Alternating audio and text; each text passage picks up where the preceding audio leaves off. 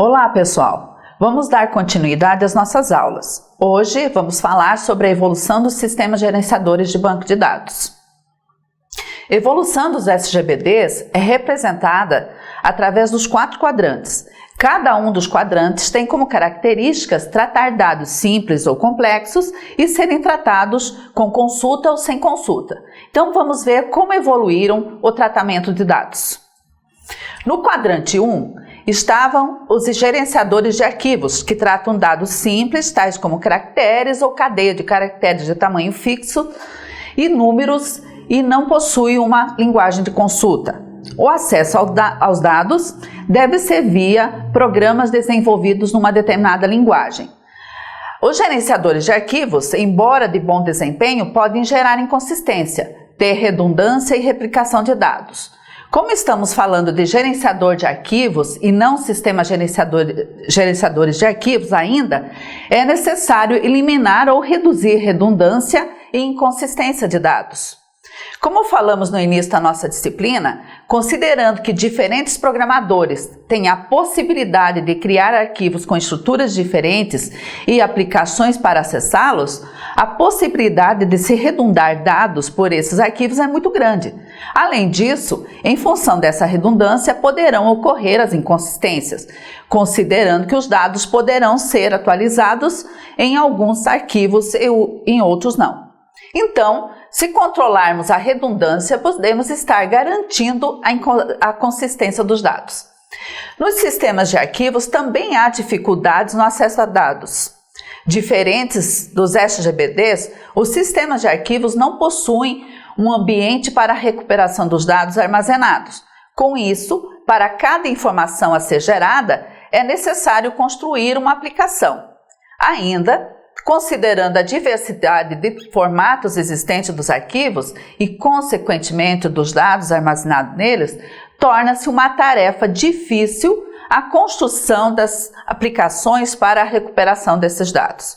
Os SGBDs permitem o compartilhamento de dados e não há isolamento dos dados. O acesso simultâneo aos arquivos por diferentes aplicações ou por diferentes usuários de uma mesma aplicação podem gerar inconsistências nesses arquivos devido a esses acessos. Uma vez o tratamento de dados via SGBD, o controle é feito pelo sistema. No caso de segurança de dados, nem todos os usuários possuem perfil para acessar a todos os dados disponíveis em um arquivo. Tomemos como exemplo um arquivo de funcionários que possui, entre outros dados, o valor do salário do funcionário.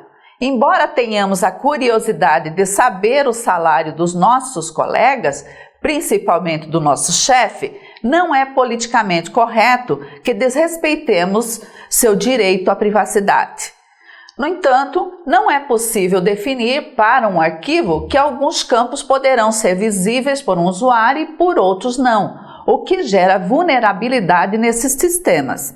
Já em SGBD, podem existir várias visões dos dados. De qualquer forma, em SGBD, pode ser fornecidos backup e recuperação dos dados para tornar o banco de dados consistente. A integridade dos dados é garantida pelo SGBD, o que não ocorre em sistemas de arquivos. Por exemplo, tomemos 2 arquivos, um de sócios e outro de dependentes, de uma locadora de vídeo. Um dependente está relacionado a um sócio e, por consequência, a existência daquele depende da existência deste, ao qual estará subordinado. Desse modo, a exclusão de um sócio acarreta a exclusão dos seus dependentes. Esse tipo de integridade denomina-se de integridade referencial, garantidas pelo SGBD. Os gerenciadores de arquivos podem ser utilizados em linguagem de programação como COBOL e PL1.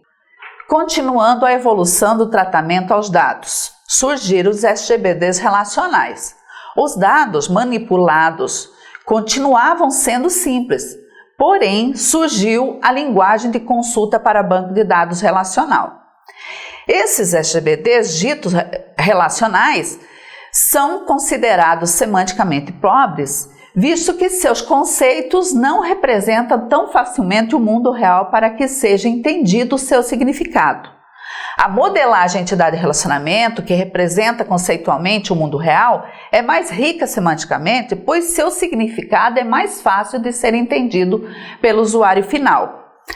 Quando surgiram os SGBDs relacionais, uma linguagem foi criada para este ambiente, como foco na segurança, com ferramentas de interface nas suas aplicações muito utilizadas comercialmente. Os dados são representados segundo tabelas e um modelo formal apoiado na teoria dos conjuntos.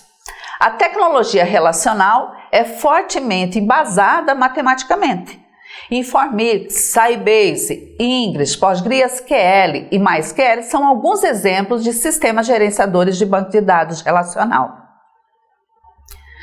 Mas os dados simples evoluíram para dados complexos. Surgiram os SGBDs orientados a objetos. Esses ricos semanticamente, pois possuíam conceitos abstratos para melhor representar o mundo real. As novas aplicações, tais como multimídia e hipertexto, surgiram exigindo o tratamento de dados complexos. Esses SGBDs tratam conceitos de herança simples e múltipla e reusabilidade.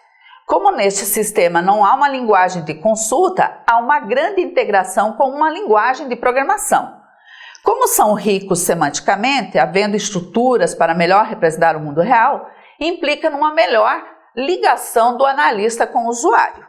Object Store, Oreo, Ontos, O2, Oracle são alguns exemplos de SGBDs orientados a objetos.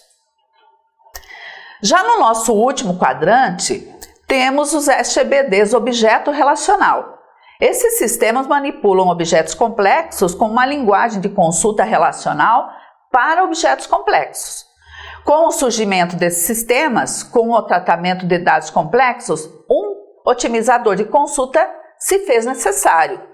Os tipos básicos tratados pelos SGBDs relacionais tiveram que ser estendidos. Herança teve que ser incluída no contexto SQL e suporte a regras. O DB2 6000 cliente-servidor, Illustra e Oracle são alguns exemplos de SGBDs objeto relacional. Para concluir, vamos mostrar agora como foi a evolução dentro de um período de tempo. No fim dos anos 60 e 70, primeira e segunda gerações foram considerados os bancos de dados ditos convencionais. Já no meio da década de 80, a terceira geração, que envolveu o banco de dados semânticos e relacionais estendidos, também considerados objetos relacionais e orientados a objetos. Essa foi a classificação final para os SGBDs. Terminamos a unidade 1. Bons estudos a todos. Quaisquer dúvidas me procurem. Podem me mandar e-mail, WhatsApp, contato via plataforma. Estarei sempre à disposição.